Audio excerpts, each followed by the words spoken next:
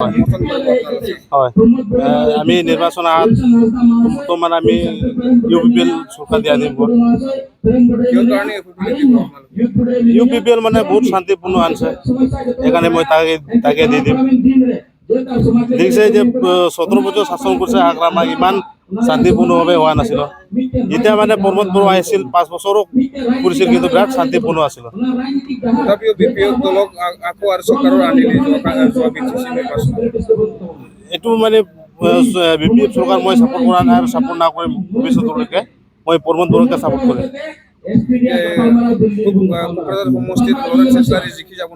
জিতিব চিয়ৰ জিতিব 100%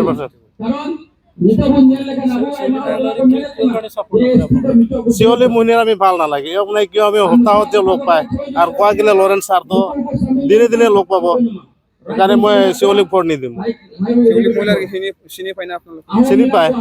আগ্ৰামাৰ বুঢ়ী হয় পোৱা নাই বৰ্তমান পোৱা নাই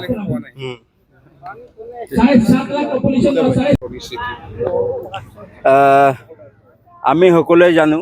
আগন্তুক 9 এপ্ৰিল তাৰিখে অসমৰ বিধানসভা নিৰ্বাচন আৰু বিধানসভা নিৰ্বাচনৰ আগে আগে সমূহ ৰাজনৈতিক দলসকলে নিজৰ প্ৰচাৰ কাৰ্য তুংগত কৰি তুলিছে আৰু আমি UPPL হৈ আঞ্চলিকতাবাদী এটা দল হৈ আমিও আমাৰ প্ৰচাৰ কাৰ্য তীব্ৰতৰ কৰিছোঁ বিভিন্ন সাঁওতাল বড়ো ৰাজবংশী নেপালী মাইনৰিটি এৰিয়াত আমি প্ৰত্যেকটো এৰিয়াত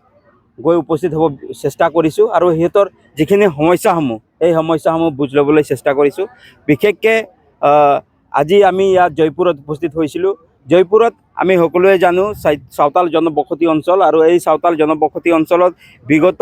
BPF চৰকাৰ থাকোঁতে তেখেতসকলৰ বহু বিধায়ক আছিলে আৰু সেই বিধায়কসকলে সাঁওতাল জনগোষ্ঠী অধ্যুষিত অঞ্চলৰ যিখিনি সমস্যাসমূহ এই সমস্যাসমূহ সৎভাৱে সাহসেৰে তেখেতসকলে বিধানসভাত উপস্থাপন কৰা নাই মূলতে ক'ব লাগিব যি নদীৰ গৰাখহনীয়াৰ সমস্যাটো আৰু ইয়াৰ লগতে যি 1996ত গোষ্ঠীগত সংঘৰ্ষ হৈছিলে গোষ্ঠীগত সংঘৰ্ষ হোৱাৰ পিছত সেই মানুহসকলে স্ব-ইচ্ছাই